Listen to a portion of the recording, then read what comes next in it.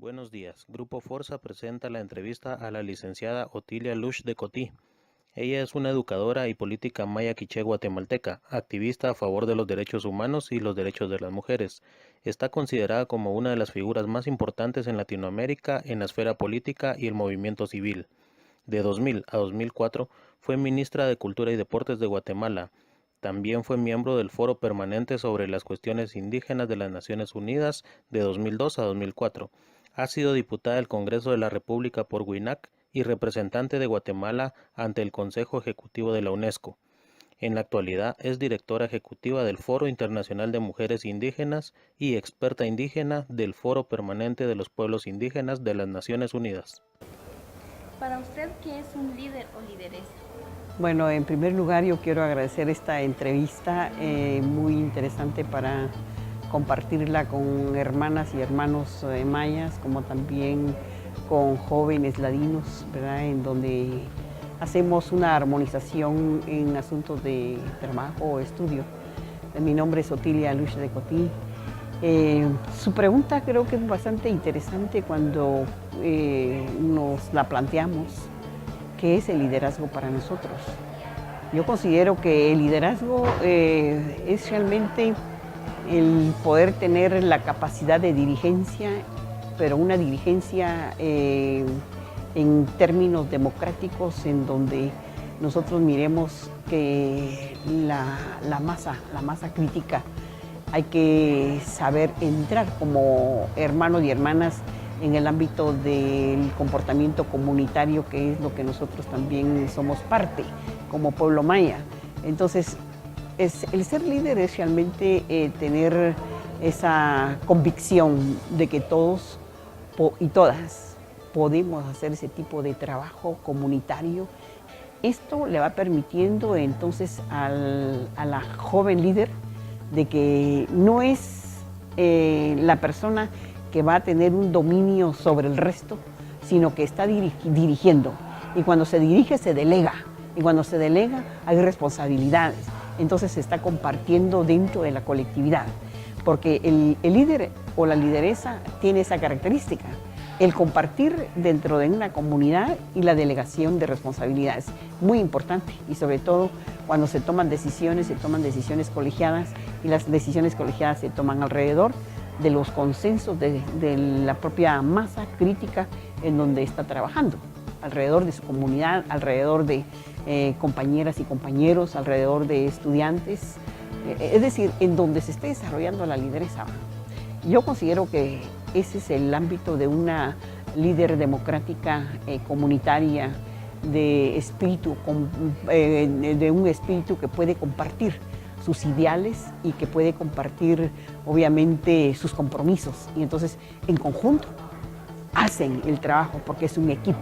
Ese es la lideresa y el líder.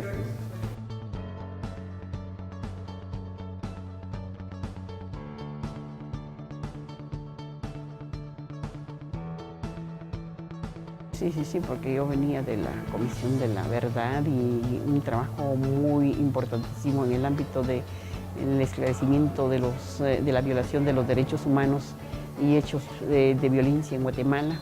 Entonces, ese trabajo me sirvió a mí prácticamente como parte sustentatoria para asumir un rol de ser ministra o el manejo de la cartera de Cultura, aunque todavía no habíamos entrado en el Foro Permanente, pero yo entré en el 2001, que yo era el segundo año de ministra, y que el hecho de haber sido ministra fue muy fácil para mí entrar al Foro Permanente porque competía yo con 57 países.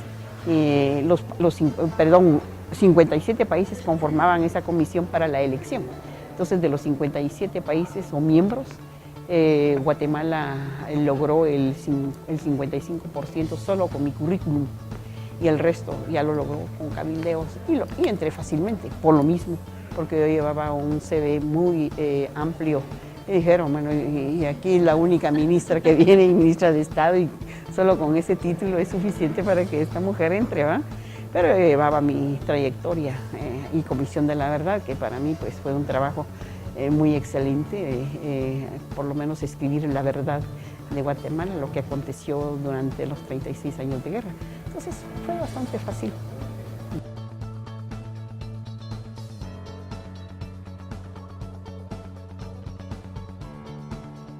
Mira, en primer lugar, creo que la posición de una lideresa o un líder obviamente tiene que ser su visión, la visión comunitaria, en donde diga, sí, solo estoy dando lineamientos, solo estoy facilitando.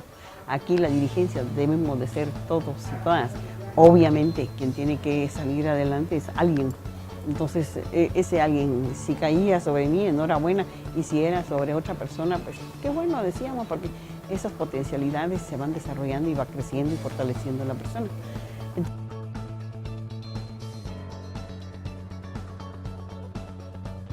Primero, yo creo que toda joven mujer como joven hombre, desde la perspectiva maya, yo sí les recomiendo muchísimo. Uno, identidad.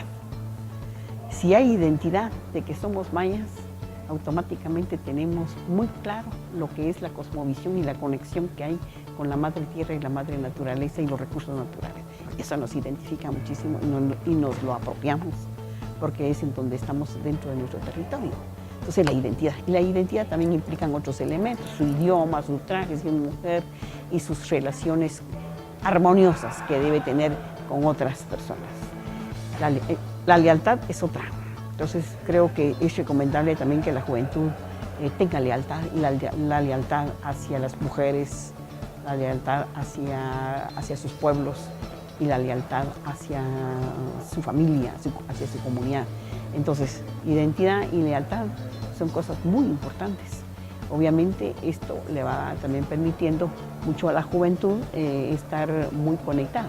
Pero por otro lado, obviamente la juventud se tiene que preparar, tienen que leer muchísimo, hay que hacer estudios y análisis de discursos, análisis de poder, análisis de cómo está la situación de las realidades de Guatemala, los análisis de cómo está el pueblo maya y cómo el pueblo maya frente a un Estado monocultural, represivo, un Estado ladino, un Estado que explota, un Estado que entra en nuestros territorios sin el mínimo permiso ni la consulta que se pueda hacer en nuestras comunidades. Todo eso tiene que estar informado el joven y la joven. Además, la joven y el joven, en este sentido, desde nuestros pueblos indígenas, tenemos que estar prácticamente sujetas a lo que las abuelas y los abuelos nos dejaron como legado. Ahí entramos entonces a grandes valores y principios. Entonces, toda juventud tiene que tener muy claro lo que yo estoy diciendo. Si eso no lo tiene claro, los pilares no van a estar cimentados como para poder ser un líder o una lideresa y defender los derechos individuales y colectivos de los pueblos indígenas. Tiene que tener claridad de que nosotros las mujeres y los pueblos indígenas somos sujetas de derecho. Creo que esa sería una recomendación muy profunda y por otro lado, pues abrirse más la concienciación de sus compromisos y de las realidades que tiene Guatemala. Pero yo le agradezco muchísimo. Muchas gracias. Muchas gracias.